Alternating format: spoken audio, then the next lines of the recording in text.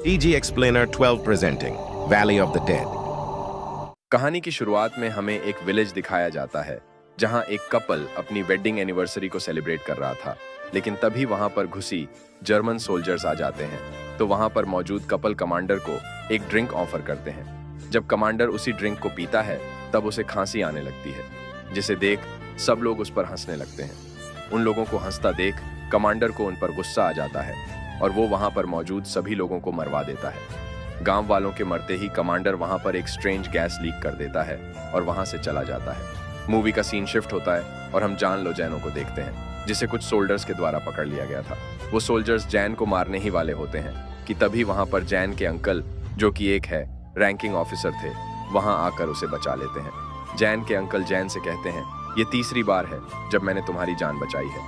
Government तुम्हें फांसी देकर तुम्हें मारना चाहती है, लेकिन अगर तुम ये सीक्रेट मैसेज घाटी के दूसरी तरफ मौजूद सिपाहियों तक पहुंचा देते हो तो वो तुम्हारे ऊपर लगे सभी आरोपों को खारिज कर देंगे और तुम्हारी फांसी को भी रोक देंगे।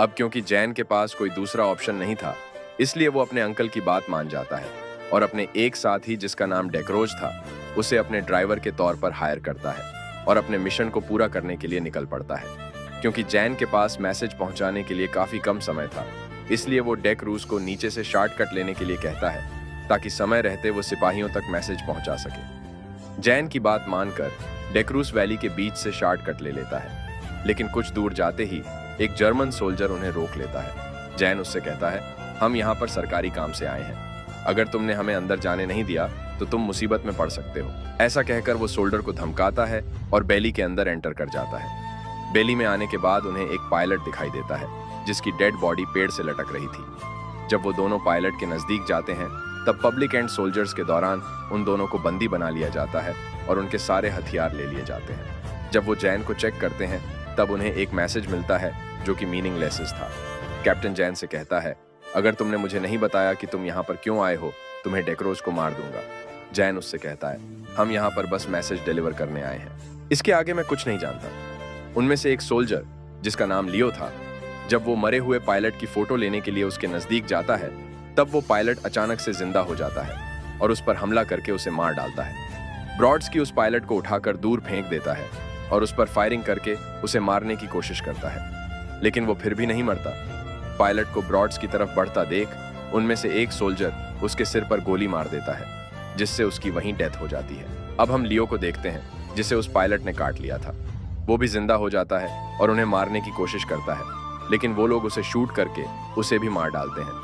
अब क्योंकि ज्यादा समय तक यहाँ रुकना खतरे से खाली नहीं था, इसलिए वो लोग अपने बेस की तरफ बढ़ने लगते हैं। रास्ते में कैप्टन जैन से कहता है, अगर तुम इस बारे में कुछ जानते हो तो तुम मुझे बता सकते हो। जैन उससे कहता है, नहीं, मैं कुछ नहीं जानता, मुझे बस यहाँ मैसेज डिलीवर करने के लिए भेजा गया था।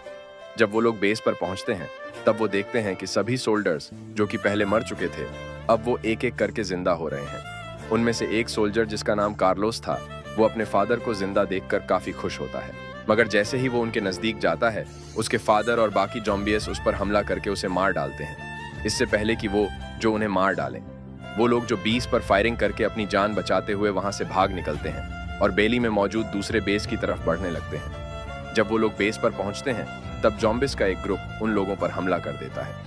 उन जॉम्बीज से बचने के लिए वो लोग उन्हें मारना शुरू कर देते हैं, लेकिन इसी बीच एक जॉन भी ब्रॉड्स्की को काट लेता है। जब ब्रॉड्स्की उस जोम्बी को मारने के लिए आगे बढ़ता है तब वो देखता है कि वो एक बच्चा है, इसलिए वह रुक जाता है, लेकिन देखते ही देखते वहां पर मौजूद जोम्बी इस ब्रॉड्स्की पर टूट पड़ते हैं और उसे भी मार डालते हैं। इससे पहले कि वो जो भी मार डाले, वो लोग अपनी जान बचाकर वहां से भाग निकलते हैं और जंगल में आगे की तरफ बढ़ने लगते हैं। चलते चलते उन लोगों को काफी रात हो जाती है और तभी उन्हें कैबिन दिखाई देता है। जब वो लोग अंदर आते हैं तब उन्हें वहां पर जुरैल राफिर और एक नन दिखाई देती है, जो कि अभी तक जिंदा थे और सही सलामत थे। कैप्टन को लग रहा था कि कैबिन भी मौजूद लोग उसके दुश्मन हैं, इसलिए वो उन्हें गन पॉइंट पर ले लेता है। जैन सबसे कहता है, हमें आपस में लड़कर गोलियां बर्बाद नहीं करनी चाहिए, क्योंकि बाहर इससे भी बड़ी मुसीबत है। अगर हमें जिंदा रहना है तो हमें साथ मिलकर लड़ना होगा। सब लोग जैन की बात से सहमत थे, इसलिए वो लोग अपनी गन से डाउन कर लेते हैं और साथ मिलकर रहने का फैसला करते हैं। रात को जब जैन आग के पास बैठकर सिगरेट पी रहा होता है तब आग की गर्माहट से कागज पर एक नक्शा बन जाता है, लेकिन ये बात वो किसी को नहीं बताता। अब हम मैच और फ्लोर को देखते हैं जो विंडो से बाहर की ओर नजर रखे हुए थे। मैचा जब बाहर देखता है तब उसे वहां पर एक जोम्बी दिखाई देता है जो सीधा कैबिन की तरफ आ रहा था। फ्लोर उस जोम्बी को शूट करके उसे वहीं मार डालता है, लेकिन तभी उसके पीछे से और भी। दोस्तों, आखिर क्या लगता है, ये सभी लोग जोम्बियों से बच पाएगा या फिर यहीं पर सब लोग मर जाएगा? आगे की पार्ट बड़ा ही इंटरेस्टिंग होने वाला है, इसीलिए आगे की पार्ट जानने के लिए हमारे चैनल को सब्सक्राइब जरूर कीजिए।